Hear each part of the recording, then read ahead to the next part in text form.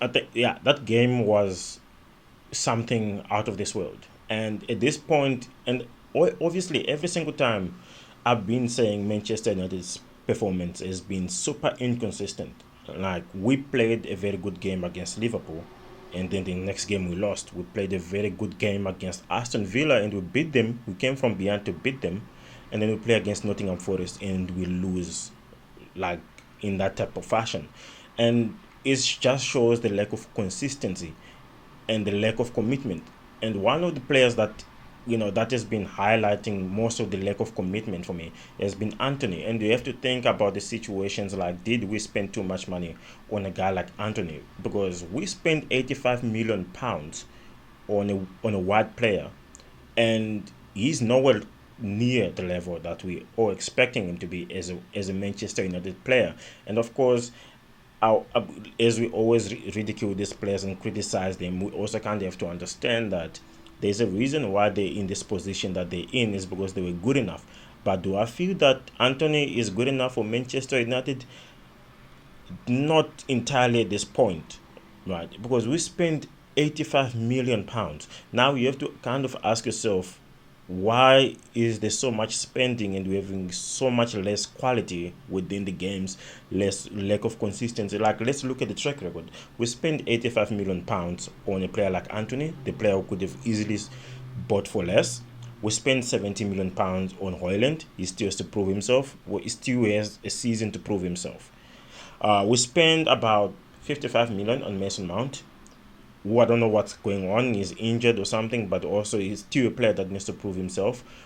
We bought, what's his name, Casemiro, for 60 million pounds, and we put him on a 5-year flipping deal. And let's not forget, he's over 30.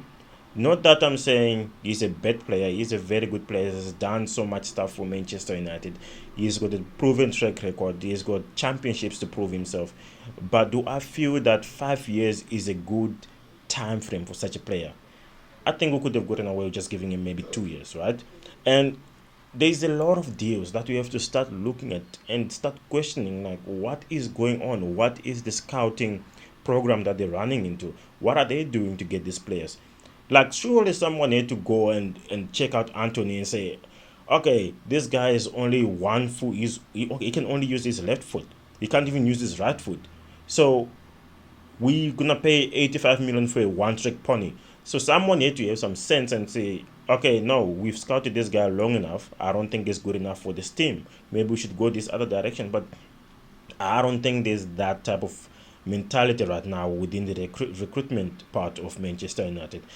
And right now, as a United supporter, right, you wanna be optimistic, but you cannot help but look at the glass as half empty, because been getting nothing but half empty type of performances. We've not been getting half full type of performance. It's been half empty, and that's the thing that we have to kind of accept right now.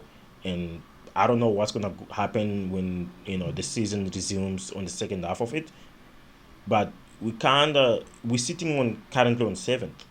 Something has to change. So I don't know. That's my take on the whole thing.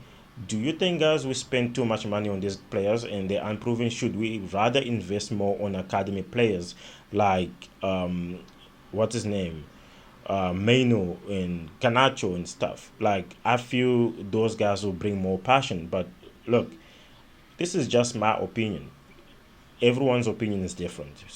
For some people, these guys are very big stars, but right now they still got a long way to prove themselves.